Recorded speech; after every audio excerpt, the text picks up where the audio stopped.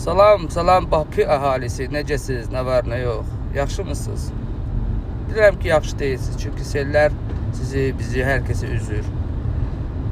Amma bu büyük sellərin gözü ilə görənə qədər bizim kimi insanlara bir çoxları inanmırdılar.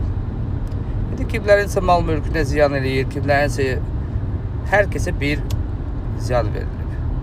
Və hər kəs də deyir ki, ay bu nə sellərdir?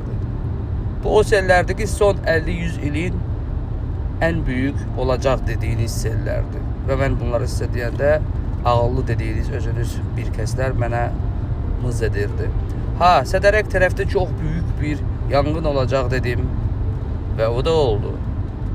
Hər zaman balaca yanğınlar olur, amma bu cür büyük yanğın və keçən il olduğu gibi büyük yanğın son illərdə olmamışdı Sədərək və Sədərək tərəfdəki ərazisi. Harada demişsiniz deyə sual verənlər, mənim son dakika xəbər portalı burada və bir də Nadim Alixanov Instagram kanalı var. Orada.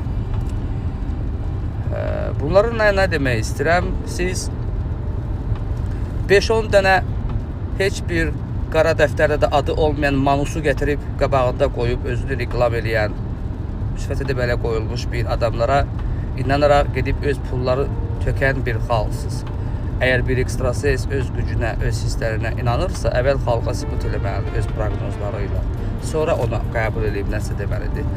Elə bir adamlar var ki, bir xəstə hər hansı bir müğənnini görür, onun proqnozu verir. Məsəl üçün Tatlıses İbrahim.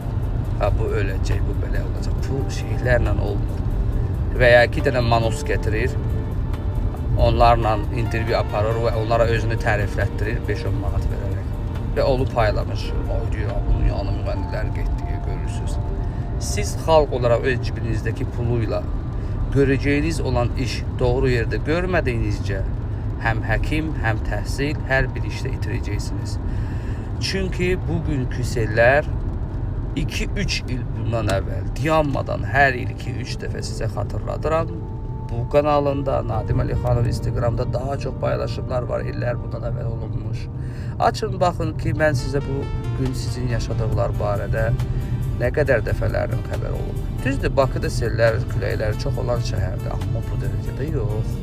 Bu son 2-3 ildə olduğu qədər yox. Bu bir dəhşətdir.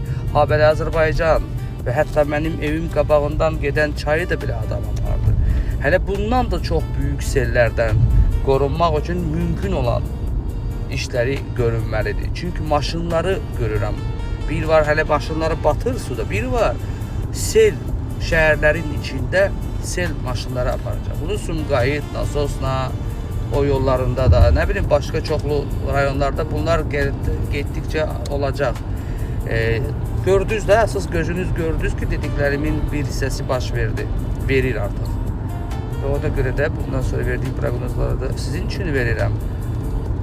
Bəlkə də kimlərsə nədənsə qoruya bilər. Bir də zəlzələlər də dönəmi gələcək. Buna da inan.